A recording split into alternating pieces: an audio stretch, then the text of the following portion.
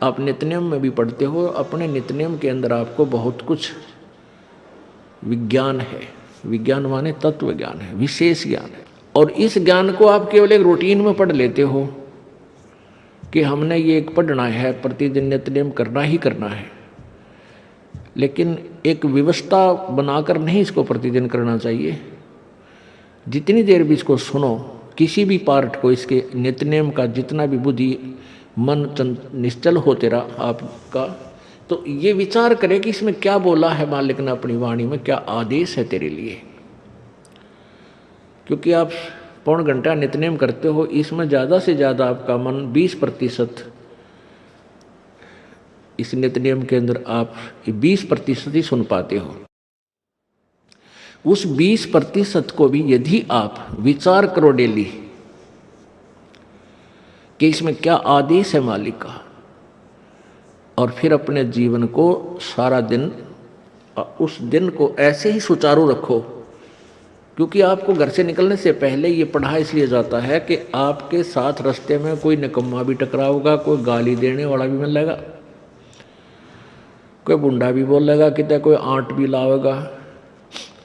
तो उनके साथ आपने कैसे व्यवहार करना है। आवत गाली एक है, उल्टा हो अनेक, और कह कबीर ना उलटी हुआ रहे एक की एक। इसको पढ़ना नहीं है।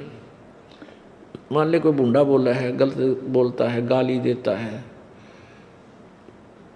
तो उसने तो कर दिया यूँ काम, और आप भी उल्टा दोगे तो फिर 4 और देगा कि वो तो पूरे मूड में है, वो तो फुल मूड में है लड़ाई के में, और आप भी आगे से उल्टी बोल पड़ोगे तो वो तो तैयार बैठा है। जब बसात क्या उनका मुकदमा रोज कर लेते दिन में। तो कहते परमात्मा आवत गाड़ी एक है, उल्टा हो अनेक, और कह कबीर ना उलटी हो रहे एक का एक।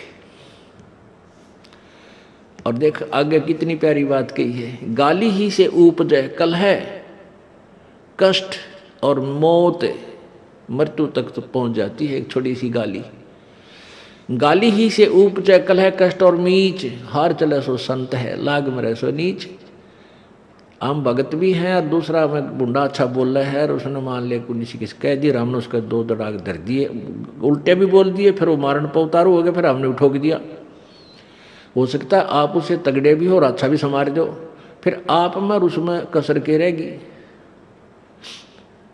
आप तगड़े भी हो और आपसे हल्का आदमी भी आपने बूढ़ा अच्छा बोला है, उसने बालक समझ के, अनजान है, उससे बचो। तो इन नित्यनियम करने का डेली हमें जो पाठ करते हैं, इससे ज्ञान यज्ञ तो होता ही है। ज्ञान यज्ञ के साथ हमने समाधान भी इसका साथ पैरेलल करना पड़ेगा, तभी इसके पढ़ने का लाभ है। एक लाभ तो हो गया ज्ञान यज्ञ का, और उसके ऊपर अमल हमने किया नहीं, उसका काम फिर सारा बिगड़ गया।